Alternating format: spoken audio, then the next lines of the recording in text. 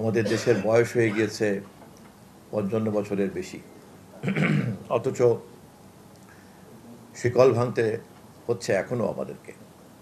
একটা স্বাধীন দেশ এবং তার মালিক জনগণ এবং তার কণ্ঠ, তার অধিকার এবং তার সৃষ্টিশীল ক্ষমতা, তাকে বারবার শিকলে বাঁধা হচ্ছে। এবং এই শিকলবদ্ধতার কারণেই আমাদের দেশ জাতি তার কাঙ্ক্ষিত যে অর্জন সেটি সম্পন্ন করতে পারছে না। এবং বারবারই আমাদেরকে এই প্রতিবন্ধকতার শিকলকে ভাঙতে আমাদেরকে রক্ত দিতে হচ্ছে, প্রাণ দিতে হচ্ছে, বিসর্জন দিতে হচ্ছে। এবং সমৃদ্ধির যে স্বাভাবিক প্রক্রিয়া, সেই প্রক্রিয়াকে আমাদের ব্যাহত করতে হচ্ছে বারবার। অথচ পৃথিবীর এমন দেশ আছে যারা লাগাতারভাবে তারা তাদের সমৃদ্ধির পথকে প্রবাহমান রাখতে পারার কারণেই পৃথিবীর প্রধান প্রধান শক্তিতে রূপান্তরিত হয়ে উঠেছে।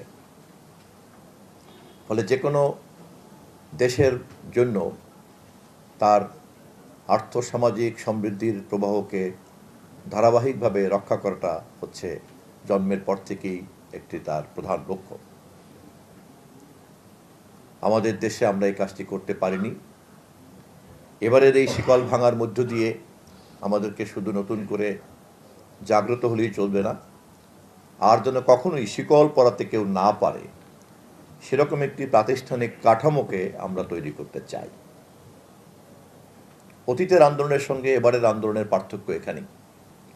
অতীতের আন্দোলনে কেবলমাত্র এই প্রতিক্রিয়া ছিল, অন্যায়ের বিরুদ্ধে প্রতিক্রিয়া, তার বিরুদ্ধে জন অসন্তোষ, জনক্ষোভ, জনবিক্ষোভ, সেই ক্ষোভ বিক্ষোভ রূপান্তরিত হয়েছে গণ অভ্যুত্থানে। গণ অভ্যুত্থানের পরে একটা নতুন প্রেক্ষিত তৈরি হয়েছে, আবার তা লক্ষ্যহীনভাবে হারিয়ে গিয়ে আবার পুরনো পদ্ধতিতে ফিরে এসছে।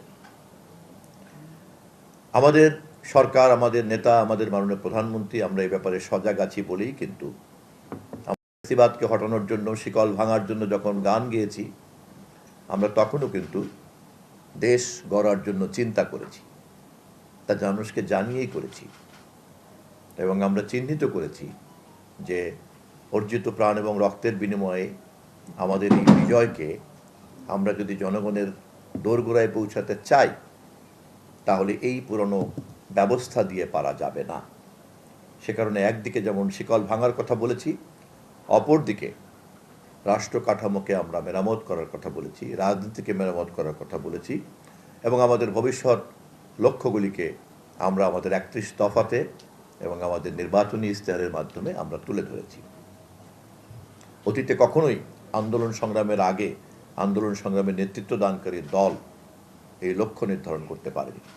এমনকি আমাদের মহান স্বাধীনতা যুদ্ধের সময়ও কখনোই এরকম লক্ষ্য নির্ধারিত ছিল না বলেই কিন্তু ১৯৭১-এর রাজনৈতিক সংগ্রাম যখন লক্ষ্যহীন হয়ে পড়েছিল, তখন যুদ্ধের সিদ্ধান্ত দিতে হয়েছিল পাকিস্তানি সামরিক বাহিনীর এক বাঙালি মেজর, তাকেই বলতে হয়েছে উই রিভল্ট, আমি মেজর জিয়া বলছি।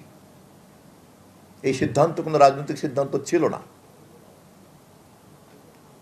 দেশের রাজনৈতিক আন্দোলনের এই লক্ষ্যহীন তৎপরতার বিপরীতে এবারের যে শিকল ভাঙার আন্দোলন, সেই আন্দোলনের সবচেয়ে বড় বৈশিষ্ট্য হচ্ছে যে শিকল ভাঙার পরে আমরা কি করব তা আমাদের নেতা তারেক রহমান ৩১ দফার মাধ্যমে আগেই বলেছেন, এবং আমরা সেই লক্ষ্যেই আমরা এগিয়ে চলছি। আমি এই সংকলনটি মোড়ক উন্মোচন করার আনুষ্ঠানিকতার মধ্য দিয়ে আপনাদের মাধ্যমে জাতিকে বিনীতভাবে এই কথা জানিয়ে রাখতে চাই, আমরা যেমন শিকল ভাঙতে পেরেছি, তেমনি আমরা শিকল মুক্ত গণতান্ত্রিক একটি প্রতিষ্ঠান দাঁড় করাতেও দৃঢ় প্রতিজ্ঞ আমাদের নেতা তারেক রহমানের নেতৃত্বে।